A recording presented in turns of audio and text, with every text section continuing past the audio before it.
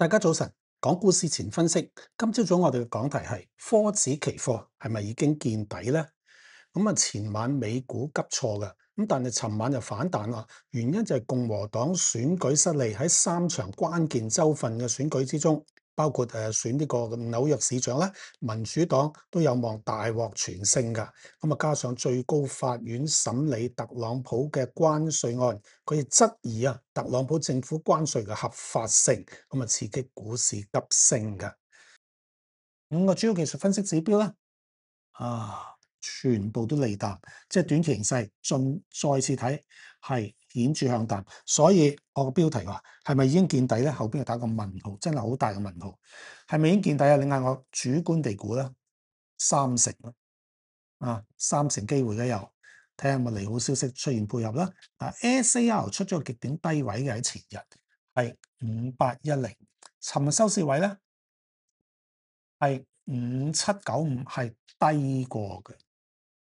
大家留意係低過嘅，低過咧就即係話咧呢一個 SAR 極點低位5810已經失守啦。咁所以嗰一日創 SAR 極點低位嗰日嘅高位5978已經係一個新嘅短期，你當係初步嘅阻力位啦。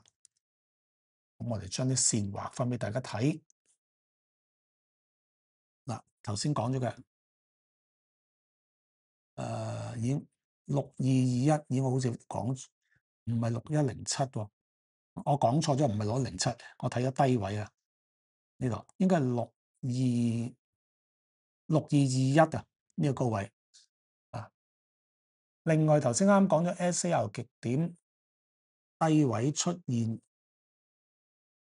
嗰日嘅高位啦，5810係啦，係幾多啊？5978。嗱，呢兩個咧都係阻力位嚟嘅，支持位亦都係睇兩個，當然係睇尋日嘅低位啦，5662，以及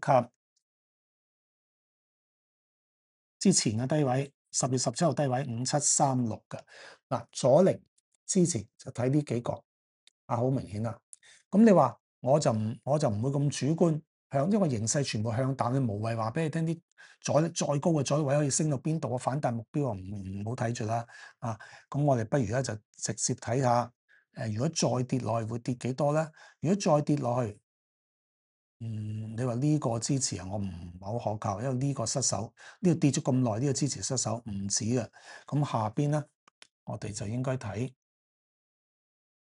成個升浪，大型嘅呢個中期升浪啦，由4月9號低位4250升到上去6740，就係10月2號高位。跌落嘅0.382倍量度跌幅目標5789到咗噶啦，一早到咗啦。我哋再睇0.5倍啦，5495都失守，就要睇0.618倍，量度跌幅目標係5201。所以睇兩個位，如果呢兩條線失守啦，即係話如果5736、5662正式失守，我哋就睇5495同埋5201。好啦，咁同尋日恒指期貨一樣，仲有一個度法嘅。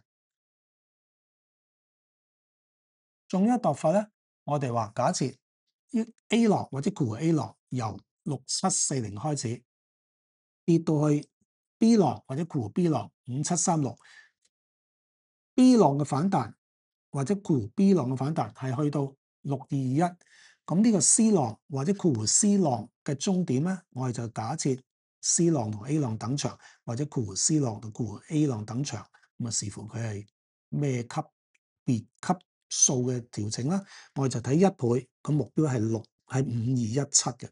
咁大家記住位5217。好，咁最後啦，頭先我講個超短期反彈噶嘛，最後超短期反彈，咁我哋睇幾多咧？嗱，超短期反彈就唔好咁勇，睇0.236，0.236咧過到喎，睇0.382，最盡睇0.5好啦。咁跌浪起點啦，就係6221啦，跌到係暫時呢個暫時啦5662，嗱5662。由6221跌落嚟，0.236倍、0.382倍、0.5倍量度升幅目標係幾多咧？反彈目標 ，OK。5794、5876、5942，復一次5794，尋日到咗㗎啦5876同埋5942，咁啊保守啲。如果今日真係再升上去，睇5876算啦。